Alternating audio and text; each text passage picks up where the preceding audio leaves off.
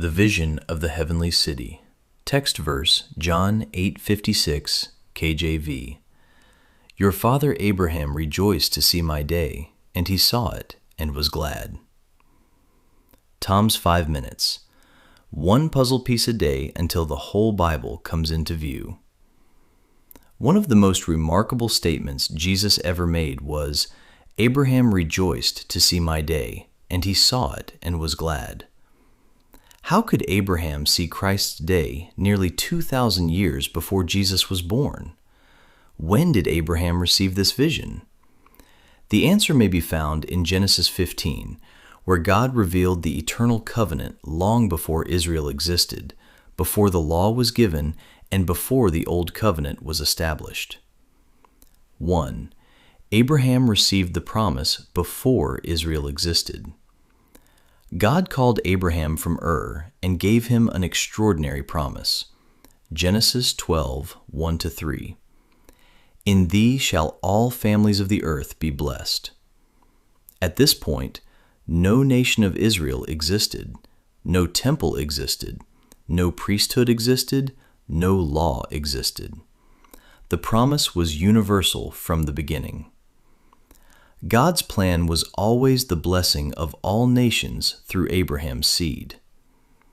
2. The covenant vision of Genesis 15. Years later, God brought Abraham outside and showed him the stars. Genesis 15, 5-6. So shall thy seed be. Then something unusual happened. A deep sleep fell upon Abram.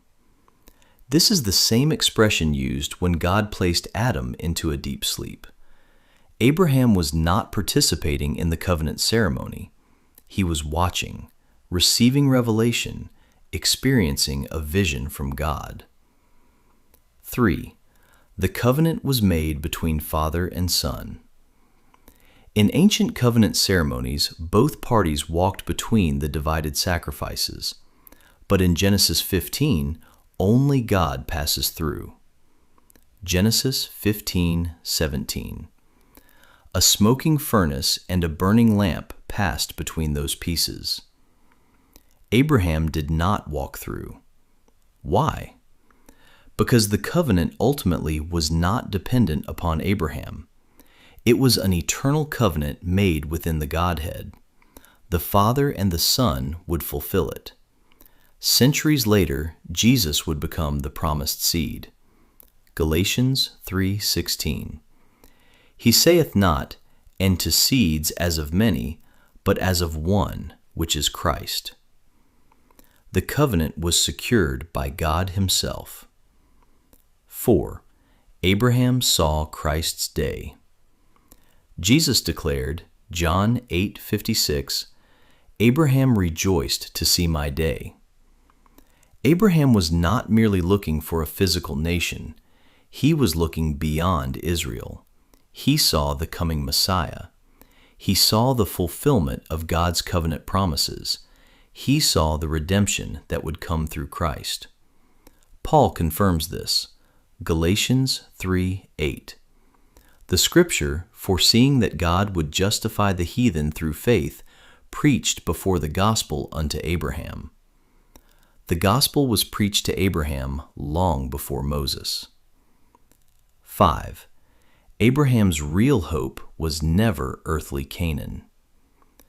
Many assume Abraham's ultimate goal was possession of the land, yet Scripture says otherwise. Hebrews 11:9-10. He sojourned in the land of promise, for he looked for a city which hath foundations, whose builder and maker is God. Abraham lived in Canaan, yet he was waiting for another city, a heavenly city, a permanent city, an eternal city. 6. The heavenly Jerusalem. Hebrews expands the picture. Hebrews 11:13-16. They desire a better country, that is, unheavenly. Abraham understood that physical Canaan was only a shadow. His true inheritance was heavenly. Paul identifies this city. Galatians 4:26. Jerusalem, which is above, is free. John later saw its fulfillment. Revelation 21:2. The holy city, New Jerusalem. The city Abraham sought was the New Jerusalem. 7. Before law, before Israel, before Sinai. This is why Abraham is so important. The eternal covenant came before Israel, Moses, Sinai, circumcision, temple worship, Levitical priesthood. The foundation was never the law. The foundation was always faith. Romans 4:13. The promise was not through the law, but through the righteousness of faith. Conclusion. When Abraham fell into a deep sleep in Genesis 15, God revealed far more than a future nation. He revealed the eternal covenant.